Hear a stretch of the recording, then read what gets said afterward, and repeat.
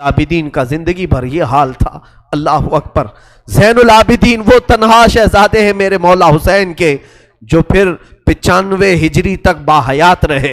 امام حسین کی شہادت ہونے کے بعد 61 ہجری میں جو شہادت ہوئی اس کے بعد سے سن 95 ہجری تک آپ باحیات رہے، لیکن روتے روتے آنکھوں کا پانی سوکھ گیا تھا.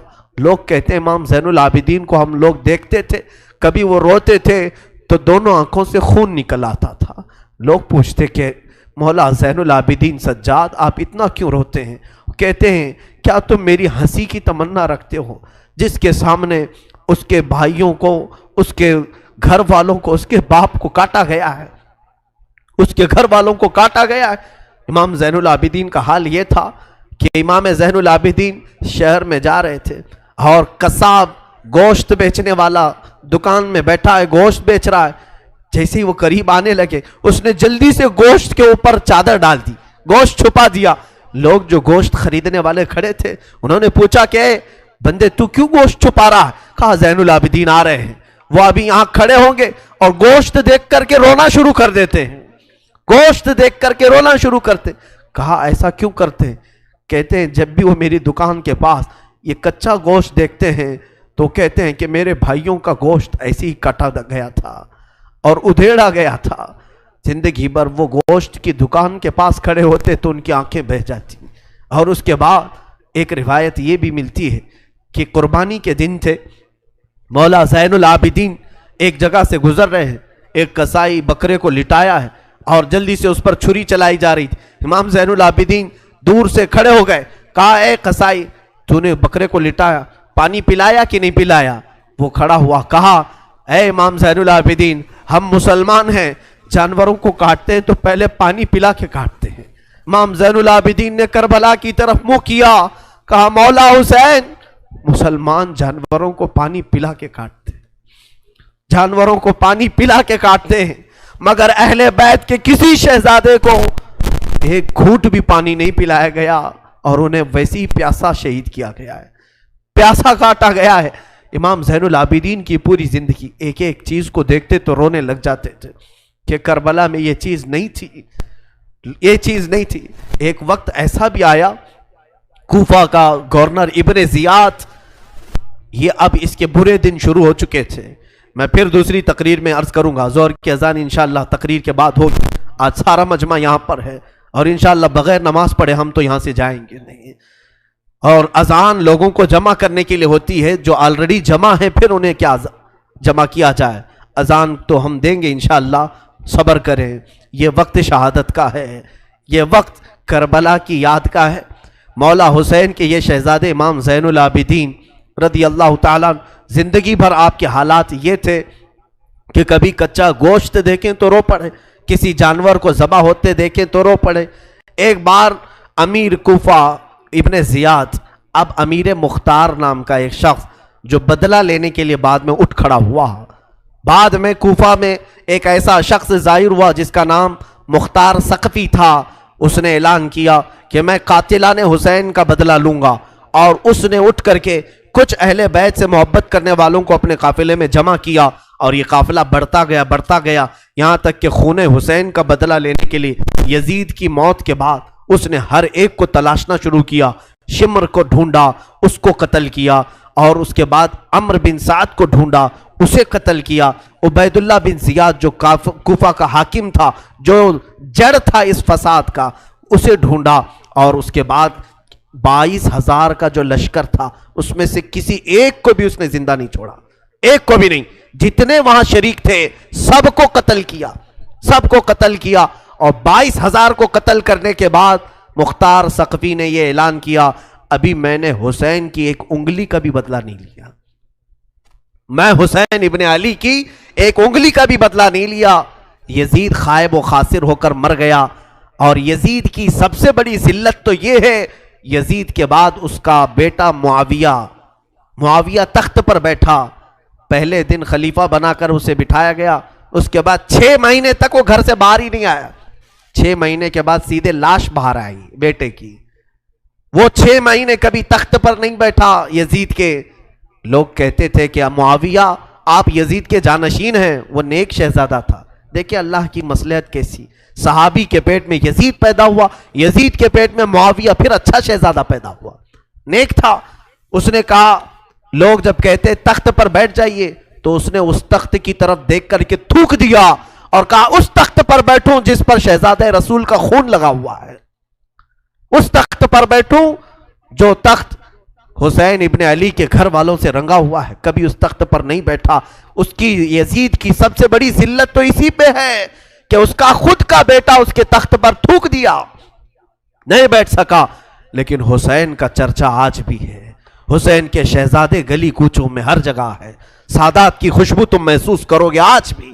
حسین ابن علی کے یہ صاحبزادے زین العابدین جہاں پر رہ رہے تھے خیمے میں, تو ایک مرتبہ ایسا ہوا کہ ابن زیاد جان بچاتا ہوا بھاگتا ہوا نکل آیا, کیونکہ مختار ثقفی اس کے پیچھے لگ گیا تھا, اپنے سواریوں کو دوڑا دیا تھا اس کے پیچھے کہ عبید اللہ بن زیاد جہاں بھی ملے اسے پکڑ کر کے لاؤ, اسے پکڑ کر کے لاؤ. تو سب اس کے پیچھے لگ گئے.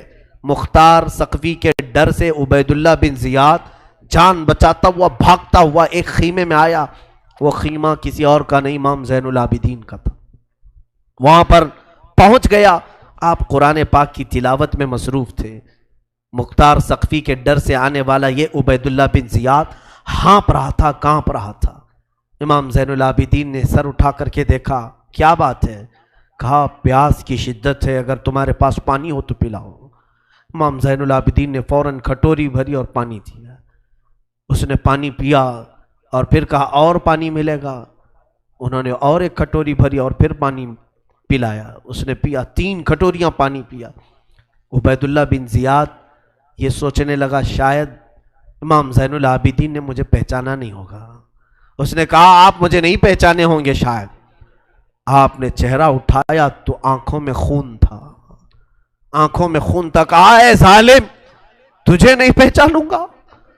تیری وجہ سے میرا پورا گھرانہ لٹ گیا, میرا پورا خاندان تو نے تباہ کیا, بھوکا اور پیاسا کربلا میں تڑپایا, تجھے نہیں پہچانوں گا؟ تو عبید اللہ بن زیاد بدبخت نہیں ہے؟ تو اس نے کہا جب آپ نے پہچانا تو پانی پلا رہے ہو. امام زین العابدین نے کہا جو تو نے ہمارے ساتھ سلوک کیا وہ تیری فطرت تھی, اور ہم نے جو سلوک کیا ہے یہ اہل بیت کی فطرت ہے, یہ اہل بیت کی شان ہے. ظالموں کے ساتھ بھی پانی پلانے کا سلوک. اسی لیے میرے عزیزو, آج اگر ہمیں کچھ آس ہے, امید ہے, تو رسول کے انہی شہزادوں سے کہ ہماری برائیاں 1000 ہوں گی, لیکن مجھے امید ہے کہ ان حسین ابن علی کے شہزادوں سے اگر قیامت کے دن ایک بار ہم کہہ دیں گے پانی, تو امید ہے کہ یہ اپنے نانا کے حوض کوثر سے ہمیں پانی ضرور پلائیں گے. تذکرہ کرو حسین کا, تذکرہ کرو اہل بیت کا اور علی کے شہزادوں کا. یقیناً حوض کوثر پر انہی کا قبضہ ہے. میرے آقا صلی اللہ تعالیٰ علیہ وسلم اپنے ہاتھ سے جسے چاہیں گے پانی پلائیں گے. ان کے گھر والوں کو ستا کر کے تم پانی قیامت کے دن کس منہ ہو گے, پیاس بجھاؤ گے؟ امام زین العابدین نے اس وقت بھی پانی پلایا. میرے عزیزوں, اس کے بعد ایسا نہیں کہ اسلام ختم ہو گیا, امیہ کی خلافت چلتی رہی. یزید کے بعد اس کا بیٹا معاویہ, معاویہ کے انتقال کے بعد پھر مروان حاکم بنا, مروان کی حکومت چلی. پھر اس کے بیٹے آئے تقریباً 90 ہجری تک, اور اس کے بعد 105 ہجری تک اسی امیہ خاندان نے خلافت کی باغڈور سنبھالی. اس کے بعد عباسی خلافت کا دور شروع ہوا.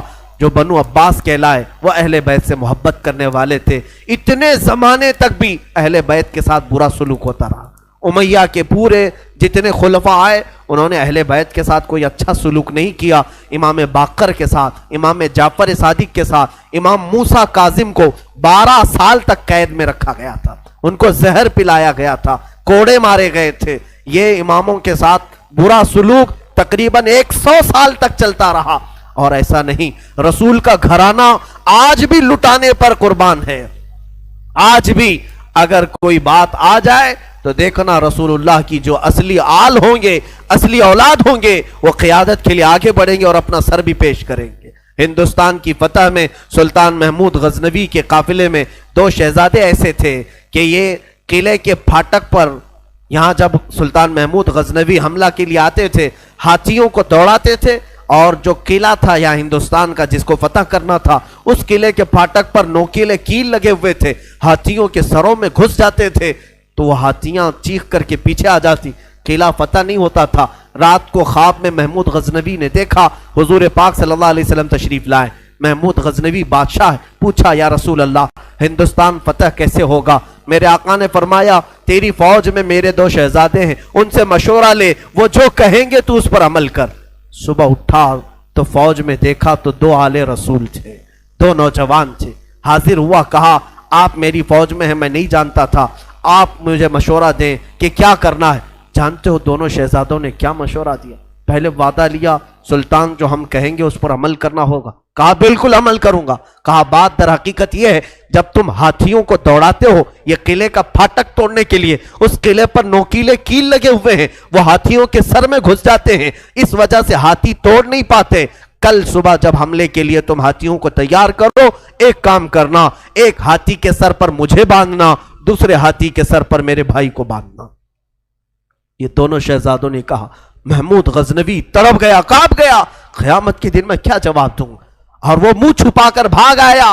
دونوں شہزادے باہر آئے اور فوجیوں کو حکم دیا ہاتھیوں کے سروں پر ہمیں باندھا جائے۔ وہ خود انہوں نے ہاتھیوں کے سروں پر اپنے آپ کو باندھا، ہاتھی دوڑائے گئے اور ہاتھی دوڑ کر جیسے ہی قلعے کے دروازے پر ٹکر مارا اور وہ نوکیلے کیل انہی شہزادوں کے سینوں میں ایسے پیوست ہو گئے، اتنی تیزی سے چپ گئے کہ دونوں کی لاشیں انہی پھاٹک پر لٹکی رہ گئی اور وہ دروازہ ٹوٹ کر کے گر گیا اور ہندوستان میں اسلام کا پرچم لہرایا گیا تھا۔